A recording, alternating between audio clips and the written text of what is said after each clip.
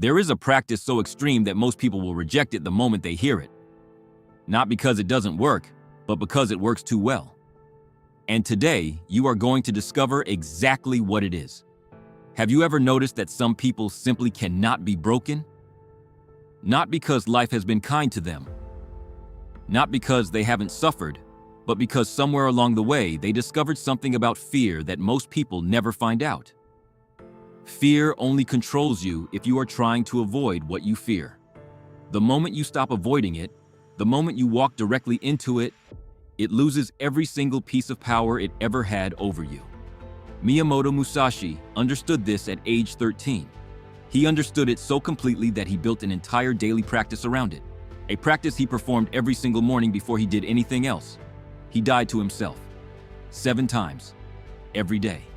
And that is why in over 60 duels across his lifetime, he never lost once. Before I show you exactly what this practice was and how you can apply it to your own life, subscribe to the channel, like the video, and comment on the one fear that is controlling your life right now.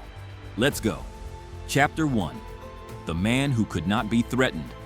This is the story of a man named Marcus, 41 years old, sales director, father of 1. A man who had built an impressive career on the outside and was quietly being destroyed on the inside. Marcus was afraid of everything that mattered, afraid his company would let him go, afraid his wife would discover he felt lost, afraid his son would one day realize his father wasn't the man he pretended to be, afraid of silence, afraid of failure, afraid of the opinion of people whose names he would forget in 5 years. His entire life was organized around avoiding these fears. Every decision filtered through one question: what is the safest choice? And safe choices had given him a safe life. A life with no edges, no risks, no aliveness. The breaking point came on a Thursday. His company announced a restructuring. Marcus was called into the director's office. He sat across from his boss and felt something he hadn't felt since childhood. His hands shook. Not because he was about to lose his job, but because the possibility of losing it had been controlling him for 11 years. And he had never once looked it directly in the face. That night he searched for something. He didn't know what. He typed into a search bar, "How to stop being afraid of losing everything." 3 hours later, he found Musashi. Chapter 2. The Morning Practice. Miyamoto.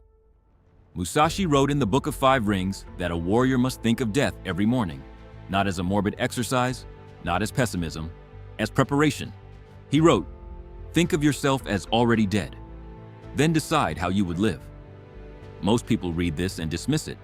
They think it is philosophy for philosophers, poetic but impractical. They are wrong. It is the most practical thing ever written about human performance. Here is why. Every fear you have is a prediction about a future loss. You fear losing your job. You fear losing your relationship. You fear losing your reputation.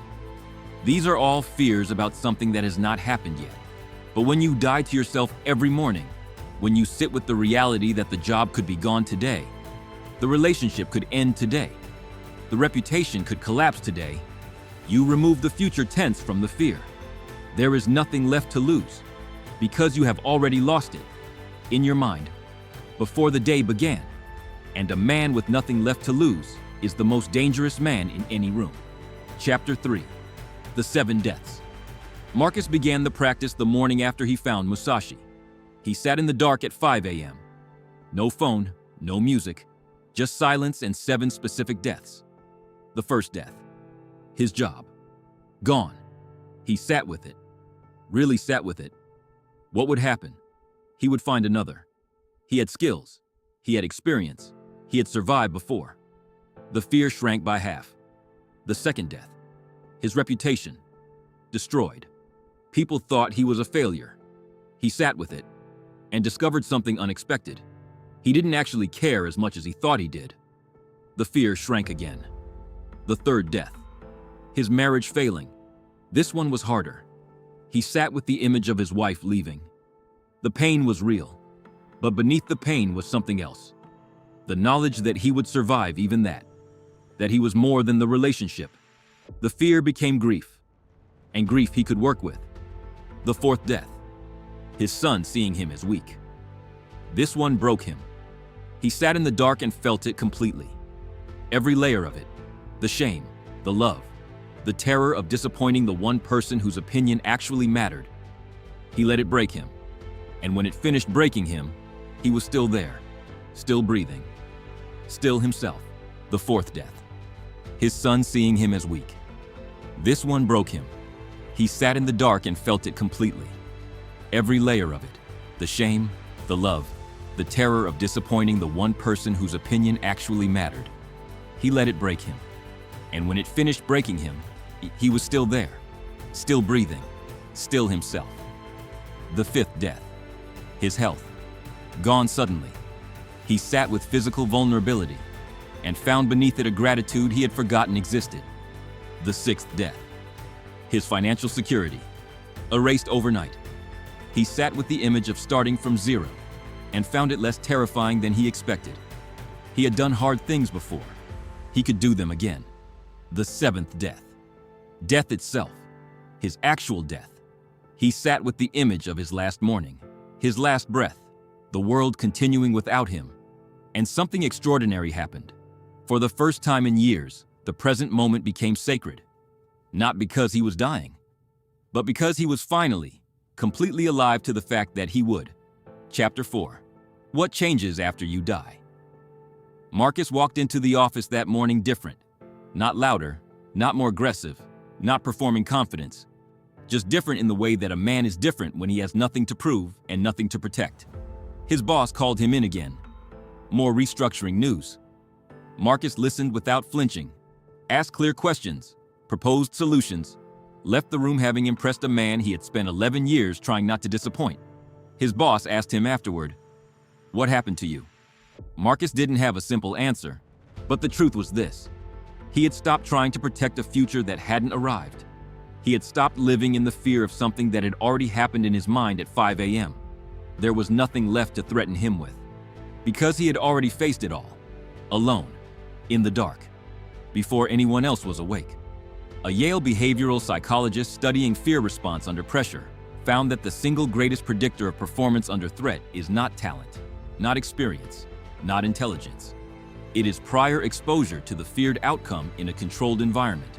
People who have mentally rehearsed loss perform dramatically better when loss actually threatens. Not because they don't feel fear, but because the fear is familiar. And familiar fear is manageable fear. Musashi knew this 400 years before the study was published. Chapter 5. The misunderstanding. People who heard about Marcus's practice called it dark, called it morbid. His wife said it sounded depressing. His colleagues said he should focus on positive thinking instead. They misunderstood completely. The 7 deaths are not about pessimism. They are about precision. You are not imagining the worst so that you can suffer more. You are imagining the worst so that it can never be used against you. Every person who has ever controlled you has done it through the same mechanism. The threat of something you were afraid to lose. Your boss controls you with the threat of your job. Your fear of judgment controls you with the threat of your reputation. Your attachment to security controls you with the threat of change. Remove the threat, and you remove the control. Musashi never lost a duel, not because he was the strongest or the fastest. He never lost because he had already died before the duel began. His opponent had something to lose. Musashi had nothing. And a man with nothing to lose fights with a freedom that is genuinely terrifying to face. Chapter 6. The Return. The practice does not make you cold. This is the part that surprises people most. Marcus expected to become detached, distant, emotionally removed from the things he had practiced losing. The opposite happened. When you stop trying to protect something from being taken, you start actually experiencing it for the first time. He stopped performing for his son and started being present with him. He stopped managing his wife's perception and started actually talking to her. He stopped protecting his job title and started doing work he was genuinely proud of. Because fear of loss keeps you at a distance from the things you love.